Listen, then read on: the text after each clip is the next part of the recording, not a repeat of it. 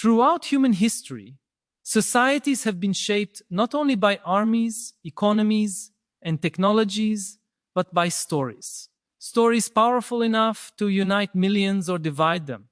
Among these storytellers are spiritual teachers, rebels, mystics, and visionaries who dare to question the dominant narratives of their age. Osho was one such figure.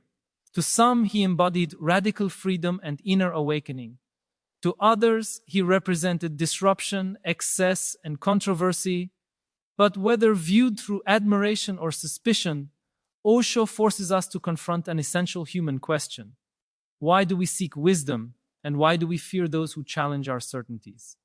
In today's world, distracted, anxious, endlessly accelerating, Osho's ideas on meditation, authenticity, and consciousness offer both inspiration and provocation. And perhaps that is precisely why his legacy matters. It invites us to examine not just who Osho was, but who we are, and what kind of inner stories we choose to believe. Human beings have always lived between two domains: the outer world, with its laws, expectations, and social structures, and the inner world with its moods, desires, fears, and dreams. For thousands of years, we have developed entire civilizations to manage the outer domain: governments, markets, legal systems, armies, corporations. Yet the inner domain remains far more unpredictable and far more responsible for our individual sense of well-being. It is astonishing that despite our scientific achievements, technological revolutions, and social progress, most people still struggle to understand their own minds.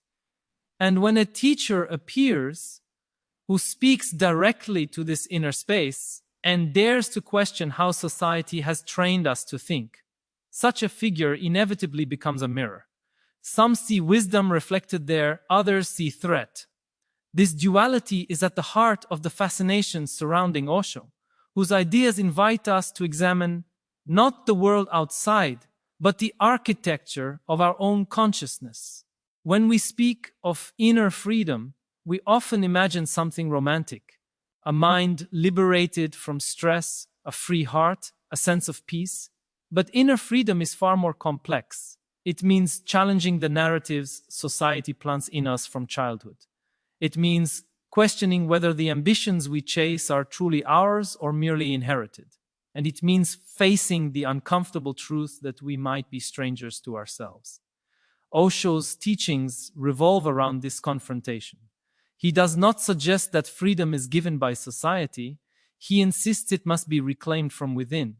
He invites individuals to observe their thoughts without judgment, to sit silently with themselves, to experience the raw reality of their own mind unfiltered by culture or conditioning. For many people, this is both appealing and unsettling.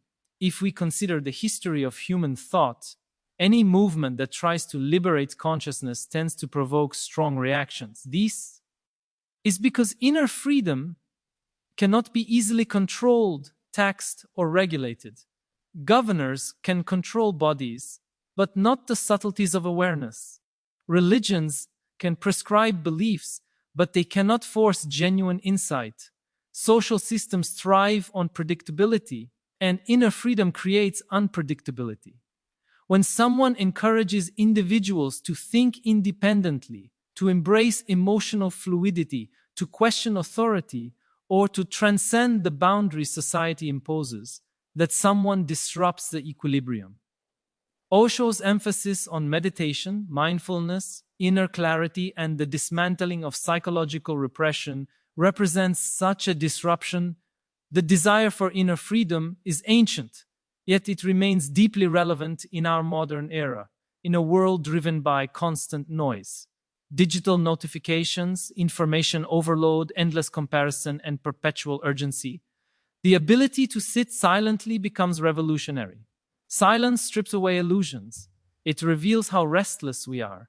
It reveals how desperately we chase external validation. It reveals the depth of our anxieties and insecurities. And for many people, silence reveals the possibility of a more authentic life. Osho's message that meditation is not an escape from life, but a deeper participation in it, resonates precisely because people feel trapped today. Trapped by expectations, by routines, by identities they never consciously chose. Meditation becomes a technology of self-liberation. Yet liberation is not passive. It requires responsibility. When Osho speaks about dropping societal conditioning, he is not advocating chaos. He is pointing toward a state where the individual becomes aware of their own inner patterns. When we understand our emotions, our traumas, our desires, our fears, we are no longer manipulated by them. Instead of responding automatically, we gain the capacity to respond consciously. This ability to act with awareness rather than habit may be the most underestimated form of human power. Inner freedom means becoming aware of how we create our own suffering, how we attach ourselves to stories that no longer serve us, how we build prisons inside our own minds. One of the reasons Osho remains so influential is the clarity with which he exposes the invisible chains people live with. These chains are not material, they are psychological. The need for approval, the fear of rejection, the compulsion to belong, the pressure to be perfect, the demand to appear strong, the expectation to succeed. All these forces shape our lives more powerfully than external laws. They shape who we become, what we chase, what we hide, and what we avoid. Osho's message is a reminder that until we investigate these forces, we cannot claim to be free. And perhaps this is why his teachings resonate deeply with those who feel suffocated by the pressures of modern life. We live in a time where people often confuse stimulation with satisfaction. The more information we consume, the more empty we feel, the more connected we are digital. Life, the more isolated we become emotionally. We have created a world of incredible convenience, but also incredible psychological complexity. Our minds are not designed to process constant stimulation. Osho's call for meditation can be interpreted as a method to recalibrate the human nervous system. When we sit still, breathe deeply, and observe the mind, we disrupt the cycle of reactivity. We reclaim the ability to choose where our attention goes. Attention is the currency of consciousness, and whoever controls your attention controls your experience of life. Osho is urging individuals to seize back control of their attention from the forces that hijack it. The search for inner freedom also involves embracing the full spectrum of human emotions. Society often divides emotions into categories: positive and negative, desirable and undesirable. We are encouraged to show happiness but hide sadness, to express confidence but conceal fear, to display strength but suppress vulnerability. Osho rejects these divisions. He argues that authentic living means allowing every emotion to be felt fully, consciously, and without shame. This does not mean indulging blindly in every feeling. It means witnessing them. When we witness emotions without resistance, they lose their ability to dominate us. This is a radically different approach from the modern habit of either repressing emotions or being overwhelmed by them.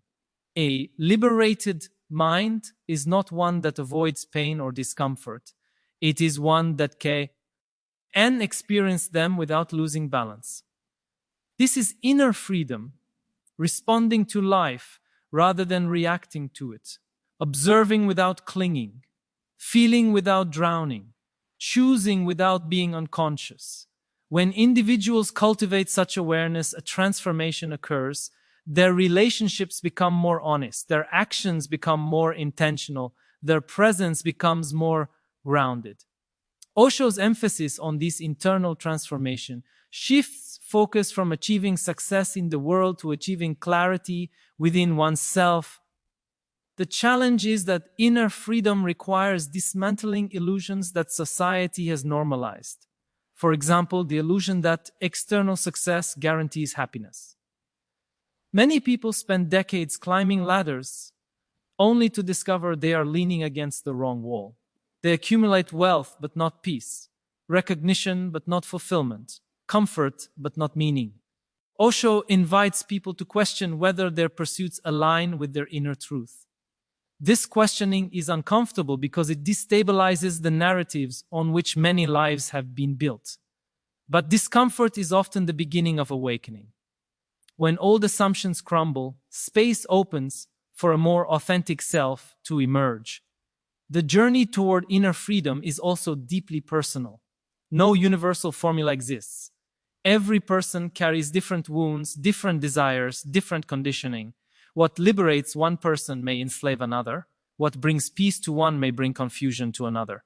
Osho's approach, as he acknowledges this complexity, he does not offer simple commandments. He encourages experimentation. Try meditation, explore consciousness, observe your mind, discover your own path. This emphasis on individual exploration is a departure from traditional systems that demand conformity. And this is precisely why some people find his approach liberating, while others find it threatening. Osho's ideas also invite us to examine the gap between who we are and who we pretend to be. Modern life often demands masks. We wear professional masks, social masks, cultural masks, digital masks. Over time, people forget where the mask ends and the self begins. The pressure to maintain these identities creates inner fragmentation. Meditation, in Osho's view, becomes a way to peel back these layers and reconnect with the self beneath all conditioning. When a person touches that inner core, silent, aware, alive, they experience a freedom that cannot be granted or taken away by society.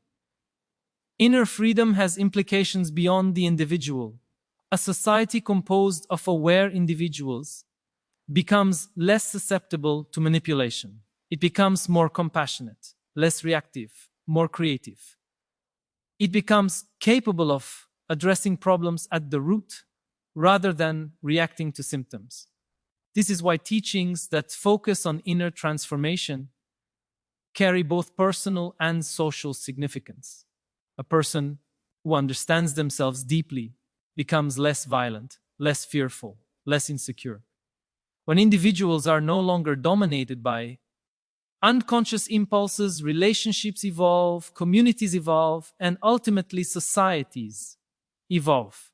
Osho's message, therefore, is not merely spiritual, it is profoundly social. But the path to inner freedom is rarely smooth. The mind resists change, conditioning resists questioning, identity resists dissolution. When we meditate or practice awareness, we confront not bliss, but turbulence. We encounter memories, desires, fears, and doubts we have avoided for years. The mind generates distractions, justifications, and excuses. This resistance is part of the process. It reveals the depth of our attachment to old patterns. Inner freedom is not achieved by escaping these patterns, but by observing them so clearly that they lose their power. Awareness dissolves what repression strengthens. The more we explore the inner world, the more we realize that freedom is not an achievement but an ongoing practice. Just as physical fitness requires regular movement, mental clarity requires regular awareness. This is why Osho emphasizes meditation not as a ritual but as a way of living. It is not confined to a cushion or a posture. It can be practiced while walking, working, speaking, listening. Every moment becomes an opportunity to observe the mind, to understand oneself, to return to presence. Life becomes a laboratory for awareness. This shift from unconscious living to conscious living transforms the simplest experiences. Eating becomes mindful. Conversations become meaningful. Silence becomes nourishing. Even ordinary activities become imbued with awareness. And this awareness gradually frees individuals from compulsive patterns. They stop acting merely out of fear or desire. They begin to experience life directly without the filter of incessant mental commentary. This is the essence of inner freedom, a state where the mind becomes a tool rather than a master. Inner freedom also requires courage.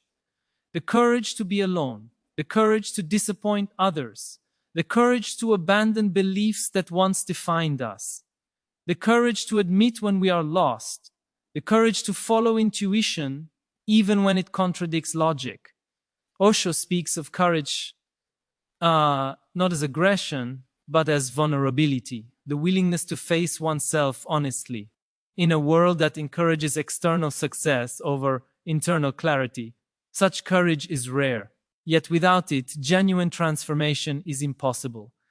At the heart of inner freedom is self-awareness, and at the heart of self-awareness is silence. Silence is not the absence of sound, it is the absence of psychological noise. It is a space where the mind settles enough for insight to emerge. In that silence, we begin to understand that thoughts are not facts, emotions are not commands, and identity is not fixed. We begin to see ourselves as evolving beings, capable of change, capable of transcendence. This realization is the foundation of inner freedom. As individuals deepen their awareness, they often begin to question the structures around them. Social norms, culture, values, political ideologies, religious doctrines, not from rebellion or defiance, but from clarity. When the inner world becomes clear, the outer world is seen more clearly as well. Many people fear this questioning because it threatens stability. But without questioning, there is no growth. Osho's teachings remind us that true freedom requires the courage to challenge inherited truths and discover one's own. This process of questioning also leads to a deeper understanding of desire. Most people live in a cycle of wanting success, wanting approval, wanting love, wanting security. Yet desires are often endless. When one is fulfilled, another arises. This cycle creates constant restlessness. Inner freedom involves examining whether desires arise from genuine need or from conditioned patterns. When desires are understood, they lose their tyranny. They become preferences rather than compulsions. Similarly, fear plays a central role in limiting inner freedom. Fear of failure, fear of judgment, fear of loss, fear of change. These fears shape decisions, limit possibilities, and create psychological cages. Osho's emphasis on awareness helps dissolve fear by exposing its illusions. When fear is observed, it loses its grip. It becomes a mental event rather than a defining reality. The more individuals face their fears consciously, the more their freedom expands. Another dimension of inner freedom is the relationship